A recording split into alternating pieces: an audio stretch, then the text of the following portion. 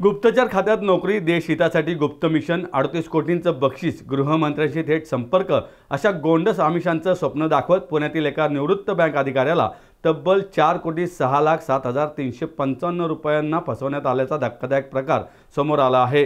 विशेष बाब म्हणजे या फसवणुकीत तक्रारदाराचे सख्खे नातेवाईकच सहभागी असल्याचं उघड झालं असून या प्रकरणी पर्वती पोलीस ठाण्यात 5 जणांविरुद्ध फसवणुकीचा गुन्हा दाखल करण्यात आला आहे। तक्रारदार सूर्यकांत दत्तात्रय थोरवे, वय वर्ष 53, हे सारस्वत बँकेच्या सोमवार पेठेतील कार्यालयातून निवृत्त झालेले अधिकारी असून सध्या ते पत्नी अर्चना थोरात यांच्यासह पुण्यात वास्तव्यास आहेत। 2019 साली त्यांच्या पत्नीचा भाऊ सुनील बबनराव प्रभाळे यांनी संपर्क साधून सांगितले की त्यांचा मुलगा शुभम प्रभाळे हा केंद्र सरकारच्या गुप्तचर खात्यात नोकरीला असून देशहितासाठी एका गुप्त मिशनमध्ये त्याने महत्त्वाचे काम केले आहे। या कामाच्या बदल्यात त्याला सरकारकडून 38 कोटी रुपयांचं बक्षीस मिळणार आहे। मात्र ते मिळवण्यासाठी प्रक्रिया शुल्क, कायदेशीर फी आणि वरिष्ठ अधिकाऱ्यांना भेटवस्तू द्याव्या लागणार असल्याचे सांगण्यात आले। शुभम आणि सुनील यांच्याशी संवाद वाढू लागल्यावर थोरात त्यांच्यावर अधिक विश्वास बसला। दोघांनी सांगितले की काम अंतिम टप्प्यात असून पैसे दिल्यानंतर रक्कम परत मिळेल। विश्वास संपादन करण्यासाठी त्यांनी गृहमंत्री अमित शहा यांचं खोटं नाव घेतलं। त्यांच्याबरोबर फोनवर कॉन्फरन्स कॉल चालल्याचा देखावा केला। वेळोवेळी विविध कारणांनी पैसे मागण्यात आले। हा व्यवहार 2020 पासून 2024 पर्यंत सतत सुरू राहिला।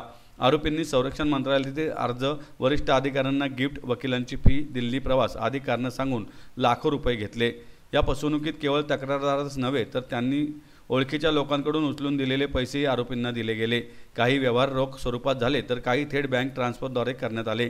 आरोपींनी पैसे मिळवण्यासाठी Saraswat bank, axis bank, bank of Maharashtra, Indus bank यासारख्या बँकातील खात्यांचा वापर केला। व्यवहारामध्ये शुभम प्रभाळेच्या खात्यावर थेट 1.82 कोटी, ओंकार प्रभाळेच्या खात्यावर 10,93,000, प्रशांत प्रभाळेच्या खात्यावर 40,67,000, सुनील प्रभाळे यांच्या खात्यावर 7 लाख, भाग्यश्री प्रभाळे यांच्या खात्यात 1,05,000 रुपये जमा झाले। याशिवाय नातेवाईकांकडून उचलून दिलेले 17 लाख, 25 लाख, 10 लाख, 6.5 लाख, 3 लाख 5,000, 3 लाख असे वेगवेगळ्या रकमेचे व्यवहारही यात समाविष्ट आहेत।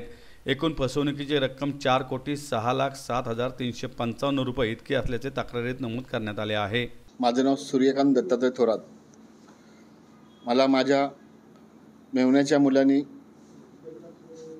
4 कोटी रुपयाला फसवणूक केलेली। माझी बँकेतनं पैसे SBI बँकेमध्ये पैसे आहेत असे सांगून SBI मधून बँकेतून पैसे काढून ते तुमच्या सारस्वत बँकेत पैसे डिपॉझिट ठेवायचे आहेत हे कारण सांगून त्यांनी मला या कामामध्ये भाग पाडण्यास हे केले।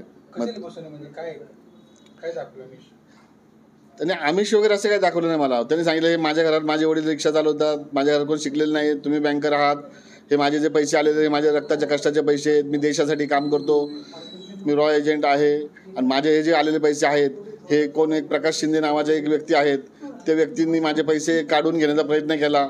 त्याला मी मदत कर म्हणलो होतो पण त्यांनी पैसे काढून घेण्याचा प्रयत्न केला। पण त्यांनी आणि SBIच्या अधिकाऱ्यांनी त्या पैसे सगळे लुटण्याचा प्रयत्न केला। ह्यामुळे ते त्याच्या घरचे सगळे घाबरले होते। ते म्हणजे बाबा हे पैसे तिथे पैसे जर राहिले तर आमचं नुकसान होणार आहे, आमच्या मुलाचं नुकसान होणार आहे, हे पैसे जर आम्हाला मिळाले तर आमचं 7 जन्माचं, आमचं 7 पिढ्यांचं आमचं सगळं फायदा होईल।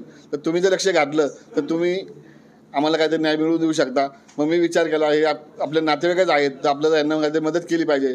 या हेतूने मी ते त्यांना पैसे मिळवून देऊन सारस्वत बँकेत ते कसे डिपॉझिट मला नेता येतील यासाठी मी प्रयत्न केला।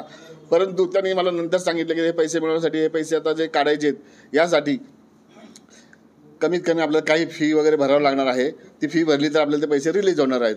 मग त्यानुसार सुरुवातीला वाटलं की बाबा असतील एक 5-10 लाख रुपये वगैरे असतील, परंतु तसं नसल्यामुळे तसे नसून ते हळूहळू ते पैसे त्याची फी हे पैसे वाढत गेले।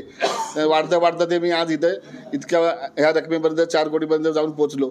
यापेक्षा मी याच्यातली बरेच अमाऊंट मी कॅश पण दिलेले आहे आणि ऑनलाईन वगैरे पण दिलेले आहेत। आणि याच्यामध्ये माझं फॅमिली कुटुंब एकत्र असल्यामुळे माझ्या मिसेसला एकूण 11 बहिणी आहेत। तर त्या 11 बहिणी, त्यांच्या मिस्टर वगैरे सगळे अनेक जणांनी हा चांगलं काम करतोय, देशासाठी काम करतोय या हेतूने अनेक जणांनी ते पैसे मिळवण्यासाठी पैसे रूपात त्यांनी मदत केली।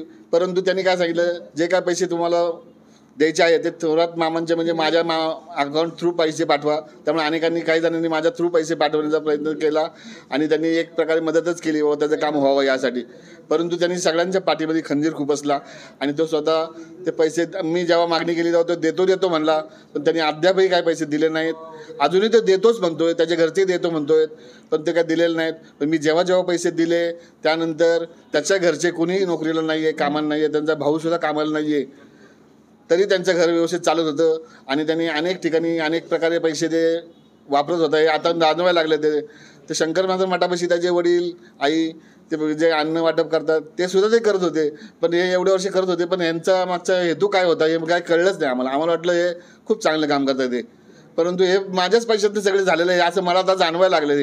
हे यांचे हे शून्य होते, पण आमच्या पैशात त्यांनी व्यवस्थितपणे असा वेगळ्या पद्धतीने वापर केलेला आहे हे सिद्ध झालं.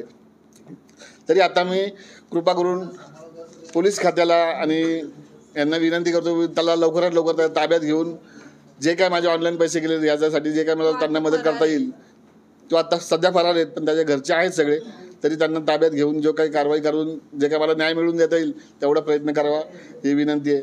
तरी मी सर्वांना विनंती करतो, मी ह्या कामासाठी माझ्या मित्रमंडळी जे नातेवाईक ज्यांनी कोणी मला मदत केलेली आहे त्या सगळ्यांचे मी पैसे देणार आहे.